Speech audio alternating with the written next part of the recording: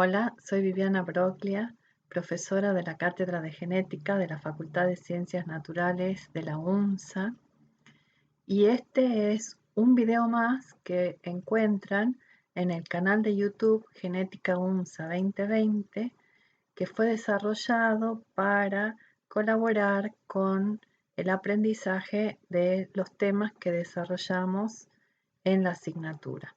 En este caso es para conversar sobre las bases químicas de la herencia, es decir, hacemos referencia a los ácidos nucleicos. Seguramente, seguramente saben de que existe información que se transmite de una generación a la otra y de una célula a la otra. Esa transmisión de información se realiza a través de compuestos químicos que son específicamente moléculas de ácidos nucleicos. Vamos a estudiar dos tipos de ácidos nucleicos, el DNA o ADN, ácido desoxirribonucleico, que es el material genético de los organismos eucariotas, es decir, aquellos organismos que tienen células con un núcleo que separa al material genético del resto de los organelos de la célula. A este grupo corresponden todos los vertebrados, peces, anfibios, reptiles, mamíferos, aves, también los insectos y las plantas. También el ADN es material genético de virus, pueden tener ADN unicatenario o bicatenario, y es material genético de procariotas, conocidas como bacterias. El ARN es el otro tipo de material genético y que en los momentos en que vivimos seguramente habrán escuchado que es el material genético, por ejemplo, del COVID-19.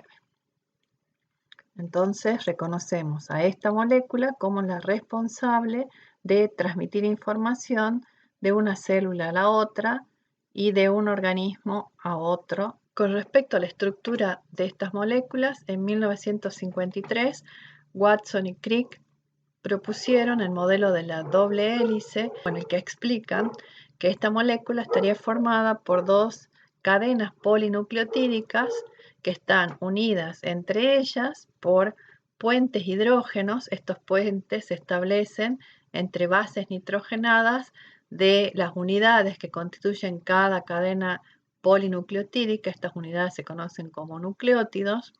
Están unidos nucleótidos de dos cadenas diferentes a través de uniones puentes hidrógenos. Y esta unión se hace de manera específica, ya que existen bases complementarias. Siempre aparea citosina con guanina y siempre adenina con timina.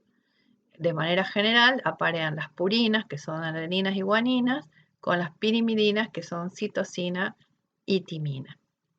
Con más detalle, un nucleótido está constituido por un grupo fosfato, un azúcar, una pentosa, que en el caso del ADN es la desoxirribosa. Esta molécula es la que le da la orientación a la cadena polinucleotídica, debido al carbono con el que se realizan las uniones. Tenemos el carbono 1, el carbono 2, fíjense que el carbono 2 de la desoxirribosa tiene solo un hidrógeno, y en comparación con el de la ribosa, que es el del ARN, que tendría un oxidrilo. Y en este punto tenemos el carbono 3, que estaría indicando el sentido de la cadena o la orientación dado por la orientación del carbono 3. Luego tenemos el carbono 4 y el carbono 5. A este carbono se une el grupo fosfato. Sería este el carbono 5 y el grupo fosfato. Y además, otro componente de los nucleótidos son las bases nitrogenadas, de las que hablamos hace un momento, purinas y pirimidinas, que emparejan de manera complementaria, y de esta forma quedan unidas o emparejadas las dos hebras polinucleotídicas de una molécula de ADN. Volvemos a retomar el tema de la polaridad, ya que es importante cuando veamos el proceso de replicación del ADN. Dijimos que las dos cadenas que constituyen el ADN son antiparalelas. Como vemos, esta cadena tiene el sentido 5' hacia arriba y 3' hacia abajo, y la cadena con la que está apareada tiene el sentido 3' arriba y 5' hacia abajo. Recordamos, el reconocer el carbono 3' me va a indicar cuál es la orientación de la molécula en ese sitio que estamos observando. Vemos acá, tenemos la base nitrogenada adenina en gris, unida a la pentosa a través del carbono 1, luego tendríamos el carbono 2 y el carbono 3 con el oxidrilo, que me indica que la orientación de esta molécula en este punto abajo en el medio es 3'. Si la observamos en una estructura desarrollada, vemos la base nitrogenada, que es la adenina, unida, ¿sí?, a la pentosa a través del carbono 1, y observamos el oxidrilo en el carbono 3, que es importante. En un momento vamos a recuperar este concepto para analizar el proceso de replicación. Luego tendríamos el carbono 4 y el carbono 5. Este carbono 5 me está indicando que este es el extremo 5', al cual se unen los grupos fosfato. Entonces, en esta cadena que está desarrollada acá a la izquierda, observamos que el sentido va de arriba 5' hacia abajo 3', dada por la posición de la pentosa en el nucleótido. Habíamos mencionado la existencia de dos ácidos nucleicos, el DNA y el RNA. Vieron seguramente en bioquímica las diferencias entre estos dos ácidos nucleicos. Los dos son moléculas informativas y es material hereditario. La diferencia, el ADN presenta dos hebras polinucleotídicas, mientras que el ARN solo una hebra. Estas dos hebras en el ADN, ya lo mencionamos, están unidas por puentes hidrógenos. Sí es interesante que es distinto el número de puentes hidrógenos entre pares citosina-guanina, tenemos 1, 2, 3 puentes hidrógenos, y entre adeninas y timinas tenemos 2 puentes hidrógenos. La cantidad de puentes hidrógenos va a también definir una de las propiedades del ADN, que es la temperatura media de fusión, de la cual vamos a hablar en un momento. Otra diferencia, los tipos de nucleótidos que presentan.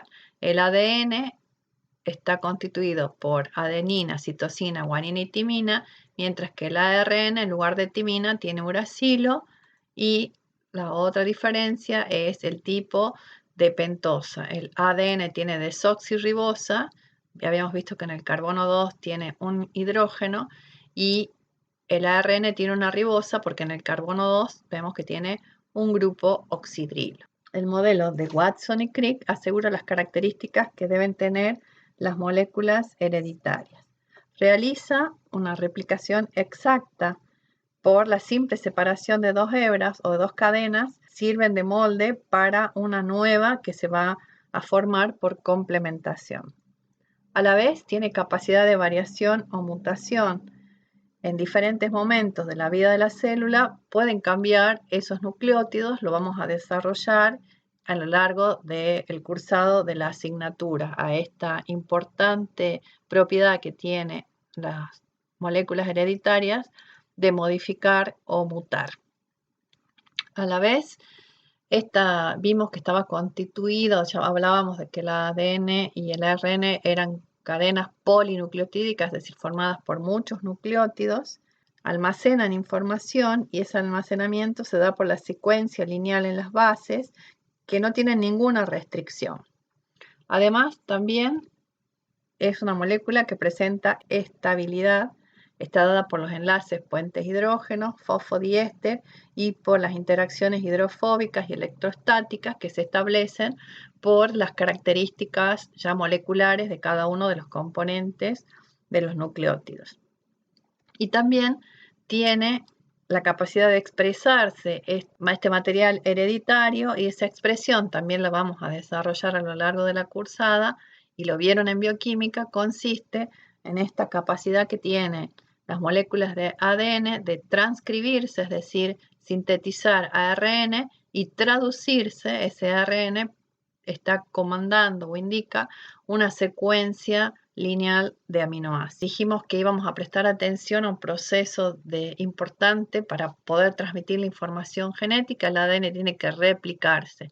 Ese proceso de replicación es coordinado en el ciclo de la división celular y crecimiento de la célula y ocurre durante el periodo S del ciclo celular. El ciclo celular sería las etapas de la vida por la que transcurre una célula. Una célula nace a partir de la división de una célula madre por división celular da origen, si es una mitosis, a dos células hijas que van a atravesar por fase G1, S y G2. Resaltamos lo que va a ocurrir en esta fase S o fase de síntesis del ADN. Es decir, que en este momento de la vida de la célula se va a replicar el ADN. Todo el tiempo en que la célula no se está dividiendo, la célula se encuentra en interfase. Es decir, repetimos, la interfase consta de 3 fases, G1, S y G2. Algunas células no van a pasar por esta etapa S, sino que van a permanecer en un momento o en una fase que se conoce como G0 o fase de reposo. ¿Cómo es la replicación del ADN? Habíamos mencionado, ¿sí?, de que es una replicación semiconservativa. La nueva cadena se sintetiza utilizando hebras preexistentes. Acá las vemos en azul oscuro. Cada una de estas hebras que formaban el ADN madre o el ADN original van a separarse, se van a abrir los puentes hidrógenos y van a servir como molde de las nuevas hebras que acá vemos en color celeste más claro. Estas moléculas hijas van a quedar entonces constituidas por una hebra de la molécula madre y una hebra nueva. Por eso se dice que la replicación es semiconservativa. Además, la replicación se inicia en sitios de origen y es bidireccional. Con respecto a los sitios de origen, vamos a rescatar que en el caso de los eucariotas poseen un ADN lineal. Cada molécula presenta varios puntos de origen donde se va a iniciar la replicación, mientras que los procariotas, que poseen como material genético por lo general una sola molécula circular, en esa molécula hay también un solo punto de origen. En los dos casos, ese inicio de la replicación va a ocurrir de manera bidireccional. Además, nos interesa de la replicación, algo que habíamos marcado que era importante, es el sentido en el que ocurre. Siempre ocurre en el sentido 5' a 3', siendo el extremo, ¿sí?, 3' del oxidrilo libre, el punto en donde se van a ir incorporando los nucleótidos por la acción de una enzima que se conoce como ADN polimerasa. Para que ocurra replicación, son necesarias que vayan desarrollándose distintas etapas. Vamos a reconocer 3: la iniciación, la elongación y la terminación. Y para que se dé lugar a este proceso, se requieren determinados materiales, como la presencia de ADN molde, es decir, una cadena sencilla, como vimos recién en un esquema, la molécula que era azul oscura sería la cadena molde.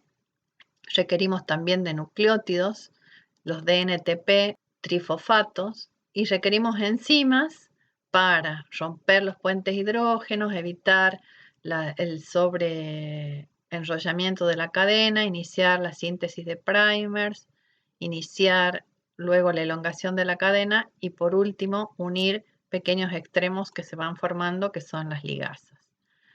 Reconocíamos que en la síntesis de ADN ocurre en determinados puntos que se llaman origen de replicación y en esos lugares se van a reunir las enzimas que recién mencionamos como necesarias para intervenir en la síntesis. Una vez que se han ubicado, las helicasas van a empezar a romper los puentes hidrógenos y van a construir esta estructura que se conoce como burbuja de replicación. Para que no vuelvan a unirse los nucleótidos complementarios, intervienen unas proteínas que van a evitar en la unión y además también intervienen unas enzimas que se llaman girasas, que son topoisomerasas, que van a producir cortes cada tantos puentes hidrógenos para evitar la torsión excesiva de la molécula. Si queremos considerar cómo ocurre el proceso de replicación, tenemos una burbuja de replicación y para iniciarlo se requiere de esta estructura que se conoce como cebador o primer, que es una pequeña molécula de ARN, ya que la enzima que va a incorporar nucleótidos de ADN, que es la ADN polimerasa, no puede incorporar nucleótidos si no cuenta ya con el extremo 3' de una ribosa para ir incorporando más nucleótidos. Entonces, para que se inicie la replicación, se requiere en primer lugar la presencia del primer o cebador que acá vemos con naranja.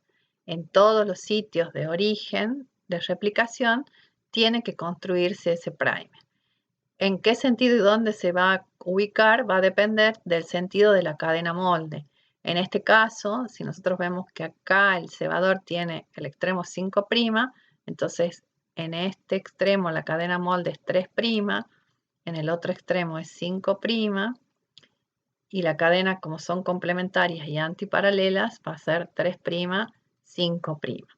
Entonces, en esta cadena que tenemos acá arriba, que sería la cadena molde, el cebador se va a sintetizar en este punto. Hacia acá vamos a tener el extremo 5' del cebador, hacia acá el 3' del cebador, y a partir de ese cebador la ADN polimerasa va a comenzar a agregar nucleótidos y va a producir la elongación de la cadena. Esta cadena que se elonga de manera continua se conoce como cadena continua o cadena adelantada. La tendríamos en esta región de arriba, de derecha a izquierda, y acá abajo, ¿sí?, va a ocurrir de izquierda a derecha. Esta es la cadena continua. ¿Qué va a ocurrir con estas otras partes de la burbuja? En este sector, acá, en este punto que tengo el extremo 5', ya la ADN polimerasa no puede agregar nucleótidos. Entonces va a venir una primasa, que es la enzima que sintetiza los cebadores, va a construir el primer, dando lugar a un pequeño segmento de ARN que tiene este sentido de 5 a 3', y a partir de este punto la ADN polimerasa va a poder incorporar más nucleótidos. Y también luego va a venir nuevamente la primasa, va a formar el cebador con el extremo 5, 3', y luego la ADN polimerasa va a agregar nucleótidos. En este otro extremo de la burbuja va a pasar lo mismo. Una primasa va a formar el primer o cebador, dando lugar a un pequeño fragmento que genere ese extremo 3' libre, y luego la ADN polimerasa va a incorporar nucleótidos. Y vuelve a repetirse esta situación. Luego, acá se ubica el primer, 5', 3', y acá la ADN polimerasa incorpora. Estas cadenas que se van formando de atrocitos forman la cadena discontinua y se conocen cada segmento como segmento de Okazaki.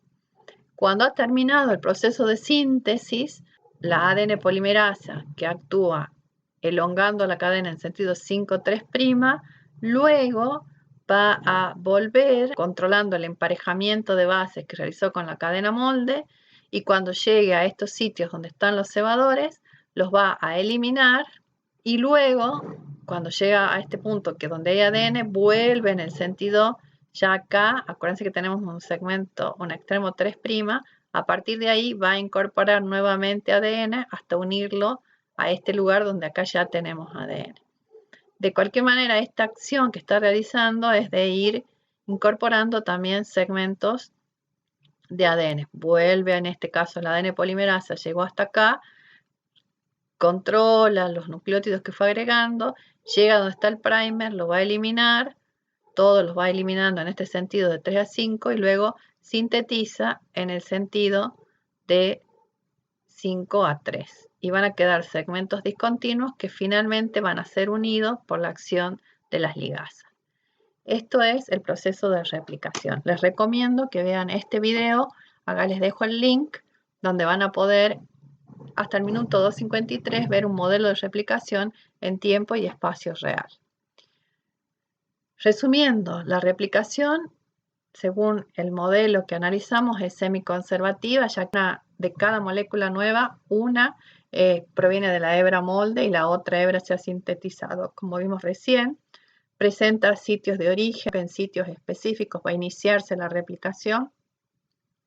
Es bidireccional, como vimos en cada burbuja de replicación, vemos que va a elongarse en una hacia en un sentido y en la otra, siempre en sentido 5-3, pero elongándose hacia los dos extremos. La dirección es siempre de 5' a 3' y reconocemos momentos o etapas de iniciación que tiene que ver con el desenrollamiento y la formación de los cebadores, la elongación una vez que la ADN polimerasa ha empezado a incorporar nucleótidos y una vez que se ha completado todo el proceso de complementación, se deben eliminar los cebadores y unir los fragmentos de Okazaki. En cada una de esas etapas intervienen enzimas que son específicas. Como toda molécula, tiene propiedades físico-químicas que son interesantes de conocer porque van a permitir la utilización del ADN ya a un distinto nivel tecnológico, no solamente a nivel biológico para transmitir información genética, sino que se puede utilizar esa información genética.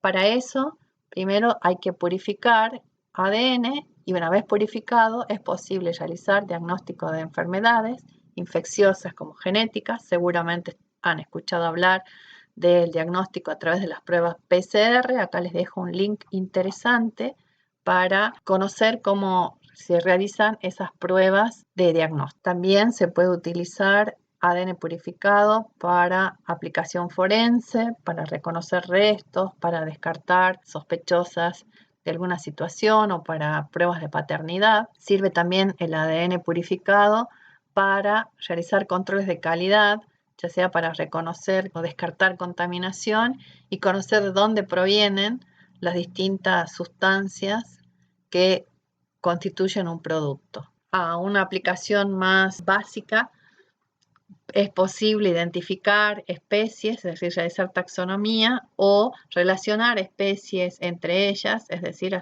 realizar filogenias.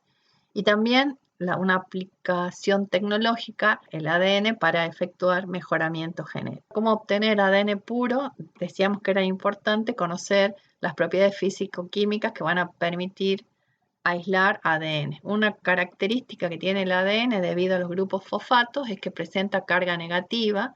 Es una molécula que se define como un polianión porque está formado por muchos fosfatos que le dan cargas negativas, y esta alta densidad de carga negativa permite de técnicas de electroforesis, uno puede utilizar para separar ADN, puede colocar muestras y diferentes individuos y reconocer la composición en cuanto a moléculas de ADN. Se lo hace en un equipo de electroforesis que genera una diferencia de potencial de carga eléctrica y, como habíamos visto, tienen carga negativa, las moléculas van a migrar hacia el polo positivo.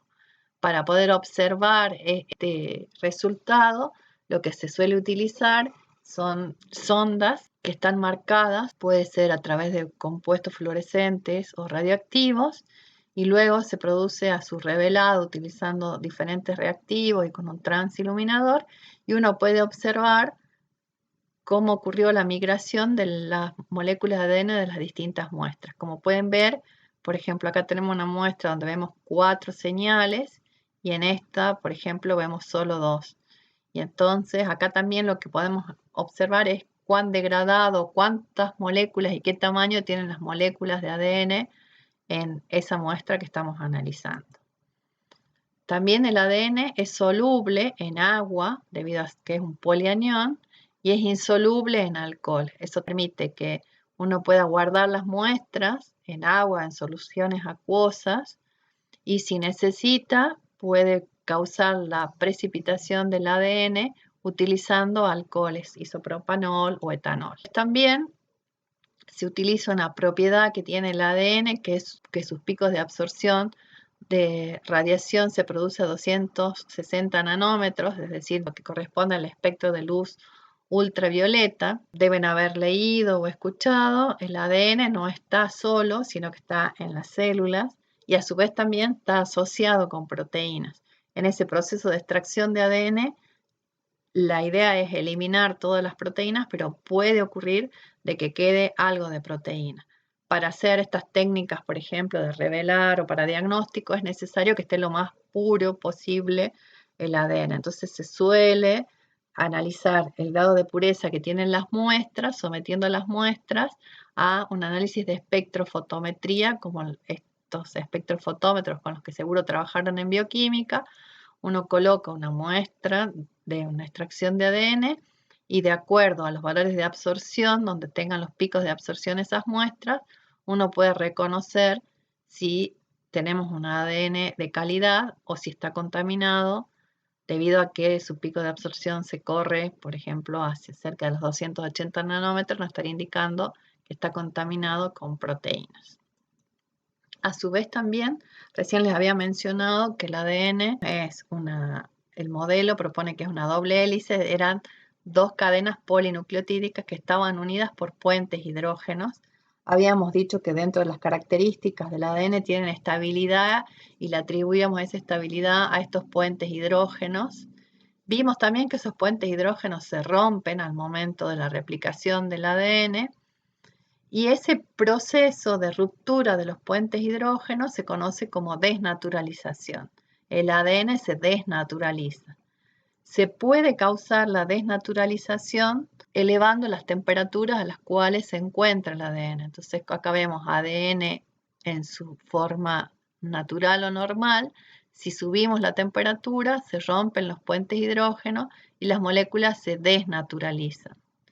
Si a estas moléculas desnaturalizadas las sometemos a menor temperatura, se va a favorecer la formación de puentes hidrógenos y se van a reasociar o renaturalizar las moléculas.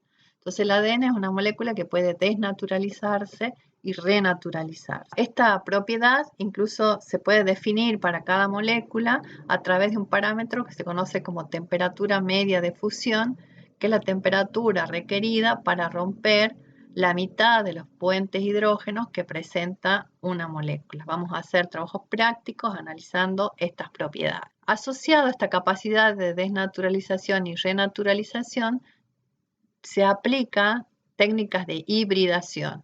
Las técnicas de hibridación consisten en causar la desnaturalización del ADN y combinar esos, que en este caso podríamos pensar que el ADN serían estos segmentos rojitos, y se los puede combinar con lo que se conocen como sondas, que pueden ser fluorescentes o radioactivas también, que son segmentos de ADN que han sido intervenidos o fabricados tecnológicamente. Estas sondas tienen analogía con las bases nitrogenadas de una determinada ADN. Por ejemplo, pueden servir para realizar diagnósticos. Entonces, decíamos, esta capacidad de hibridación que tiene el ADN, que es que puede renaturalizarse con una hebra que provenga de otro lugar. Puede ser que yo hibride ADN proveniente de dos especies diferentes a mayor similitud genética, más rápido se va a producir esa hibridación, o que yo hibride ADN de interés caracterizar con sondas que me van a permitir la caracterización. Acá tenemos a la derecha unos cromosomas que han sido hibridados con sondas fluorescentes para reconocer diferentes regiones y regiones de homología. Acá les dejo el link de un video que les va a permitir observar técnicas de PCR donde se aprovecha estas características de desnaturalización y renaturalización, pero para obtener un mayor número de copias y entonces obtener la cantidad de ADN necesario para realizar distintos análisis. Seguramente han escuchado de la utilización de análisis de PCR para diagnosticar si hay infección con COVID. Entonces los invito a observar este video. Bueno, muchas gracias, espero que les haya sido útil y los invito a que visiten el canal.